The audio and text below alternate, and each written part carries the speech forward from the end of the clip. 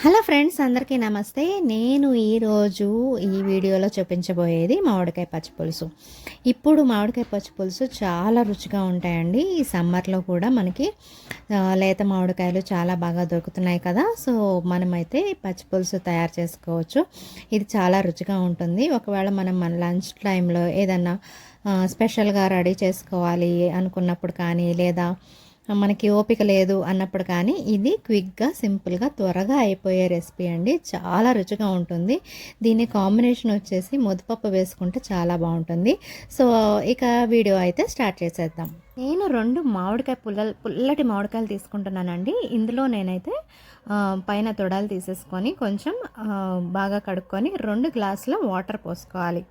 ఈ 2 glass water పోసుకొని మూత పెట్టుకొని ఒక 3 విజిల్స్ వస్తే సరిపోతుందండి. మామిడికాయ అనేది మెత్తపడిపోతే సరిపోతుంది. సో నేనైతే 3 విజిల్స్ తెప్పించేసుకుంటున్నాను. ఇప్పుడైతే ఒక ఫోర్క్కి 3 పచ్చిమిర్చి, లేతగా ఉన్న పచ్చిమిర్చిని తీసుకొని కొంచెం ఆయిల్ రాసేసి వీటిని ఇప్పుడు మనం స్టవ్ పైన దోరగా కాల్చుకోవాలి. అన్నీ ఈవెన్గా కాల్చుకుంటే మనకి రుచి కూడా అంతే బాగుంటుంది. సో ఈ పచ్చిమిర్చి అనేది స్టవ్ పైన అన్ని వైపులా బాగా కాల్చుకోవాలండి. ఇప్పుడు ఈ కాల్చుకున్న పచ్చిమిర్చిని ఇప్పుడు ఒక రోల్లో కొంచెం ఉప్పు వేసుకొని, కల్లుప్పు వేసుకొని ఈ పచ్చిమిర్చిని ఇందులో వేసి ముక్కలుగా వేసుకొని మనం బాగా దంచుకోవాలి. ఇది నూనె కలిపిన పచ్చిమిరపకాయ కదా కదండి. సో అందుకని కొంచెం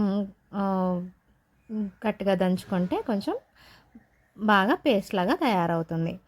ఇప్పుడు మనం విజిల్ తెప్పించుకున్న మామిడికాయ తొక్కల్ని తీసేసుకొని అందులో ఉన్న గుజ్జుని ఆ వాటర్లోనే మనం మెత్తగా మ్యాష్ చేసుకోవాలండి. మనకి ఇలా టెంక ఈజీగా వచ్చేస్తుంది.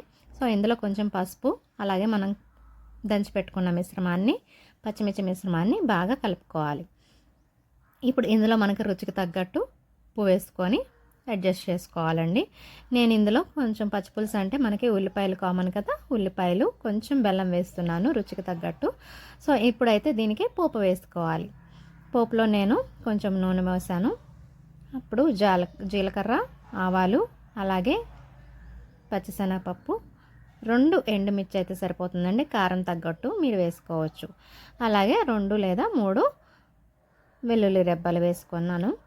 నేను లాస్ట్లో కరివేపాకు వేసుకొని ఇప్పుడు ఈ తాలింపుని మనం పచ్చిపులుసులో కలిపేసుకోవాలి. ఈ తాలింపు వేసేసుకున్న తర్వాత మనము కుదిరితే మీకు ఇష్టమైతే కొత్తిమీర వేసుకొని గార్నిష్గా చేసుకోవచ్చండి.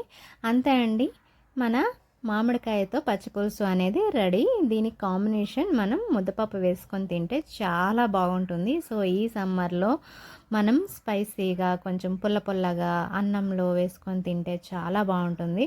సో ఇదండి ఈరోజు నేను చేసిన రెసిపీ. మీకు నచ్చినట్లయితే ఒకసారి ట్రై చేయండి, చాలా బాగుంటుంది. ట్రై చేసిన తర్వాత మీకు ఎలా వచ్చిందో నాకు కామెంట్ సెక్షన్లో కామెంట్ చేయండి. Thank you so much for watching. Please subscribe my channel. Thank you.